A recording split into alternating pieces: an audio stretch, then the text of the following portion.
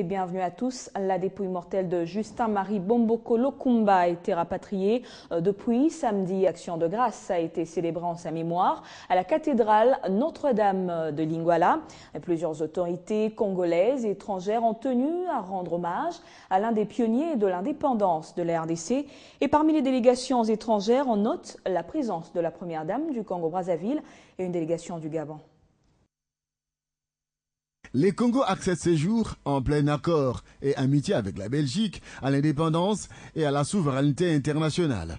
Ce sont là les phrases qui se trouvent dans la déclaration conjointe des gouvernements congolais et belges signée le 30 juin 1960 du côté congolais par Patrice Emery Lumumba et Justin-Marie Bomboko, ministre des Affaires étrangères. La mémoire de cette icône de l'histoire politique de la République démocratique du Congo a été honorée ce lundi à la cathédrale Notre-Dame de Lingouala, où il a été organisé une messe d'action de grâce en présence des autorités locales et internationales. Les hommes politiques congolais reconnaissent les qualités d'un diplomate d'exception qui aura été Justin-Marie Bomboko. Tout homme est appelé à mourir un jour, mais toutes les morts n'ont pas la même signification. C'est le cas de papa Justin-Marie Bomboko. C'est un homme exceptionnellement intelligent. Moi, je l'ai connu, j'avais 5 ans, donc j'ai passé toute ma vie sous son ombrelle. C'était un grand homme. Après la cathédrale Notre-Dame, les autorités congolaises, dont la première dame de la République démocratique du Congo, Olive Lembe Kabila, et la République du Congo, ont déposé leur gerbe de fleurs pour honorer la mémoire du premier diplomate de l'histoire de la République démocratique du Congo. À cela s'ajoute le président des deux chambres du Parlement congolais. Une page de l'histoire de la République démocratique du Congo a été tournée et la disparition de Justin-Marie Bomboko aura marqué les esprits sur le plan national et international. Cela s'atteste par une messe d'action de grâce organisée par les autorités belges en mémoire de l'illustre disparu le 11 avril dernier. 1928-2014, Justin-Marie Bomboko aura marqué son temps. Et bien avant la célébration de cette messe d'action de grâce, au ministère des Affaires étrangères, une cérémonie d'hommage a été organisée pour saluer la mémoire de celui qui fut le concepteur des premiers pas de la diplomatie congolaise. Un moment marqué par la présence et les témoignages de plusieurs personnalités qui ont vanté les qualités de l'illustre disparu. Corps diplomatique, ministre honoraire des Affaires étrangères, députés et sénateurs, cadre du ministère des Affaires étrangères, c'est quasiment toutes les figures diplomatiques qui sont venues rendre hommage au tout premier ministre des Affaires étrangères de la RDC, Justin-Marie Bomboko, décédé la semaine dernière. L'un des pionniers de l'indépendance congolaise, il reste un modèle pour les diplomates congolais. C'est un pan entier de notre histoire, un pan de l'histoire de notre pays qui s'est écoulé. C'est une énorme et riche bibliothèque qui a brûlé. C'est le géniteur, l'ancêtre, l'Abraham du ministère des Affaires étrangères, coopération internationale et francophonie qui s'en est allé.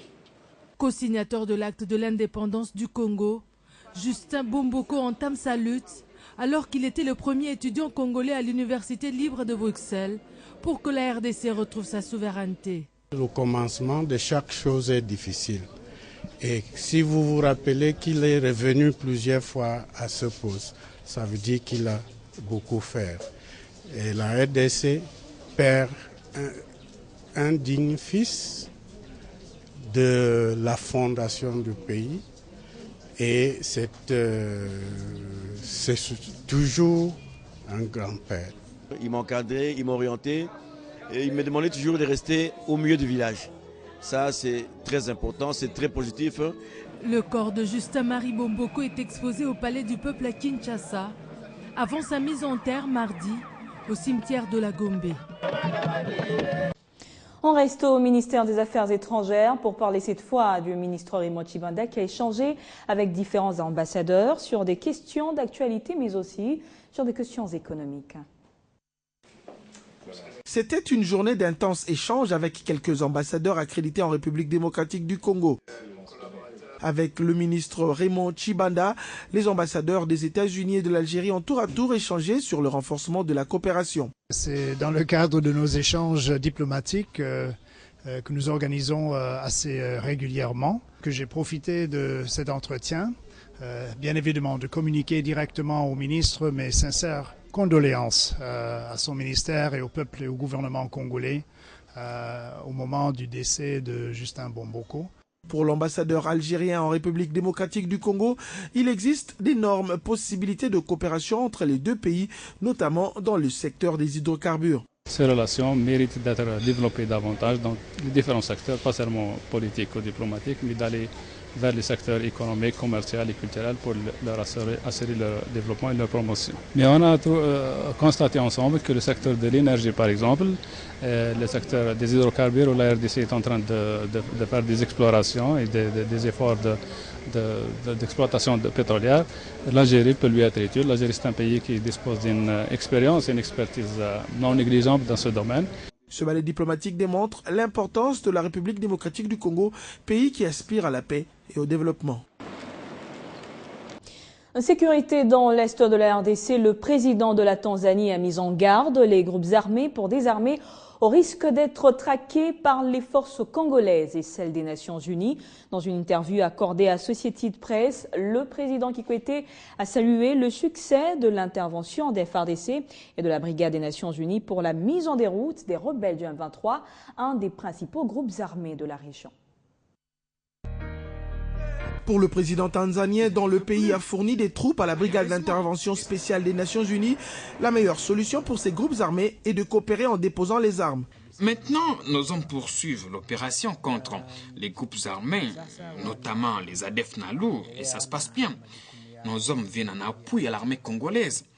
Ce que je peux dire comme évaluation, conformément au rapport que nous avons reçu de nos troupes là-bas, et qu'ils sont contents de l'efficacité de l'armée congolaise dans leur capacité de sauvegarder les frontières de leur pays. Ce qui est important ici, c'est la façon dont ces groupes armés vont coopérer pour déposer les armes. Je pense que ça va beaucoup aider au lieu de les traquer. Mais au cas contraire, nous serons contraints de continuer à les traquer. Je ne sais pas si la prolongation d'une année du mandat de la force va suffire ou pas, ou ça prendra plus ou peu de temps que prévu. Je ne saurais pas le dire à ce stade. Tout dépendra de la façon dont les choses vont évoluer sur terrain. Jakaya Kikwete, qui s'est réjoui de la défaite du M23, indique que cela a irrité le Rwanda voisin qui a été accusé de soutenir ce mouvement rebelle.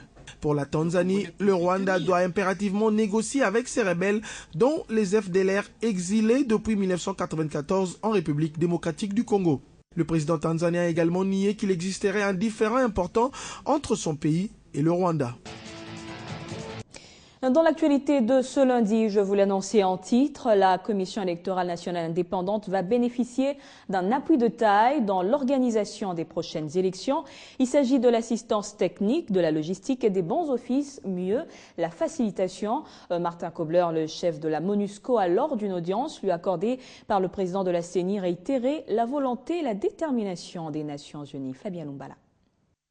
Martin Kobler est allé d'abord informer Apollinaire Malou de la nouvelle résolution 2147 des Nations Unies qui prend en compte l'appui technique de l'ONU à la CENI dans la poursuite du processus électoral. On a trois pistes. La première, c'est l'assistance technique. C'est très important qu'on évite les erreurs de 2011 en ce qui concerne l'assistance technique, mais aussi, deuxième piste, la logistique.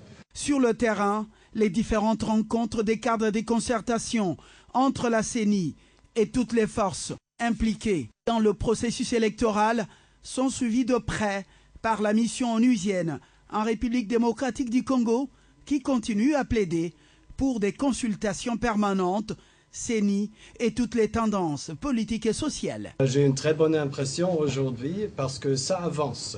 On a beaucoup de problèmes à résoudre, les lois, mais c'est un travail qui est très important et il faut les résoudre. Et nous faisons tout ce qui est dans notre pouvoir d'assister la CENI. Les avis des uns et des autres sur les différentes propositions de la centrale électorale sont prises au sérieux par les hautes instances de cet organe technique, confirme Moulongo Malumalu, qui promet d'ailleurs la publication du calendrier des élections municipales, urbaines et locales.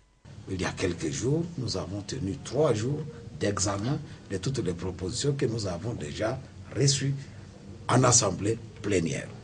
En dépit de sa nouvelle configuration, avec une réduction sensible de sa flotte dans le ciel congolais, la MONUSCO se dit prête à appuyer la CENI. La CENI qui est d'ailleurs préparée à faire face aux multiples défis sur le terrain. Dans le secteur éducation, sachez que le Premier ministre Matata Ponyo a inauguré 5 nouvelles écoles publiques construites à Kinshasa sur fonds propres du gouvernement. C'était ce lundi dans 5 communes de la capitale congolaise. Les détails avec Alain Linomwamba. Ces écoles se trouvent dans les communes de Mongafula, Ngiringiri, Bumbu, Massina et Kimbanseke. Au lendemain de ces 2 ans à la tête du gouvernement de la République, Matata Ponyo ne change pas de cap. L'éducation reste un secteur auquel il entend apporter des changements en investissant notamment dans les infrastructures.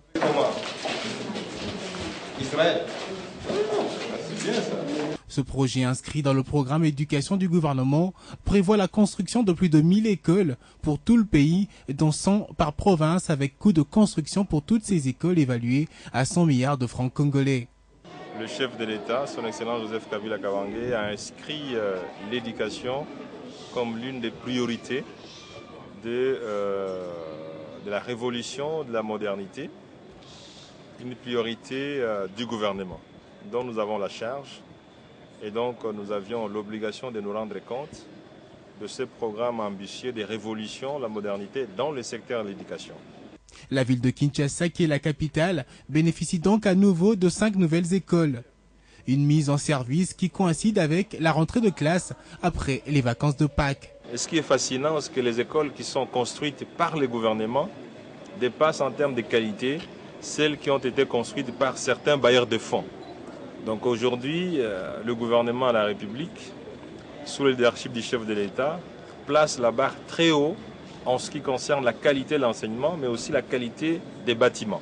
Le plus heureux ici, c'est le ministre Maker Mwangou qui gère ce secteur et qui voit ses objectifs atteints, car l'avenir des enfants congolais en dépend. Il faut retenir qu'à ce jour, sur toutes ces écoles à construire, une grande partie se trouve en phase de finition. L'actualité, c'est également le lancement ce lundi de la semaine africaine consacrée à la vaccination par le ministre de la Santé publique. Le thème retenu cette année est la vaccination, une responsabilité partagée. L'objectif est donc de sensibiliser et impliquer la communauté dans le processus de la lutte contre la mortalité, mais aussi les maladies évitables à travers la vaccination chez les enfants et les femmes enceintes. Ce geste vient une fois de plus donner le go officiel de 7 jours de campagne africaine consacrée à la vaccination en République démocratique du Congo.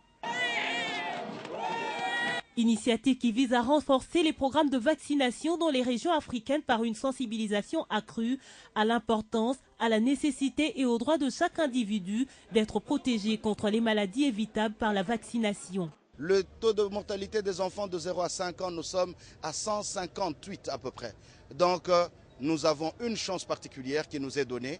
Nous devons saisir cette opportunité pendant cette semaine d'amener tous les enfants qui ont raté leur vaccination à venir pour être vaccinés. Cette campagne africaine qui coïncide cette année avec la Semaine mondiale de vaccination vient ainsi donner un coup de pouce dans ce processus de vaccination chez les enfants de moins de 5 ans et les femmes à l'âge de procréation.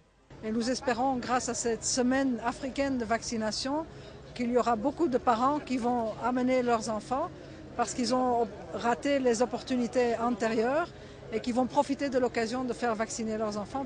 Nous, en tant que députés nationaux, nous sommes dit qu'il est de notre rôle de nous impliquer dans notre pays pour que tout le monde comprenne que la vaccination, c'est un outil indispensable à la santé. La semaine africaine de vaccination a été célébrée pour la première fois au cours de la dernière semaine du mois d'avril 2011. À cette occasion, plus de 75 millions d'enfants, de femmes et d'hommes de 40 États membres avaient été immunisés contre des maladies évitables par la vaccination telles que la poliomyélite, le tétanos, l'hépatite B.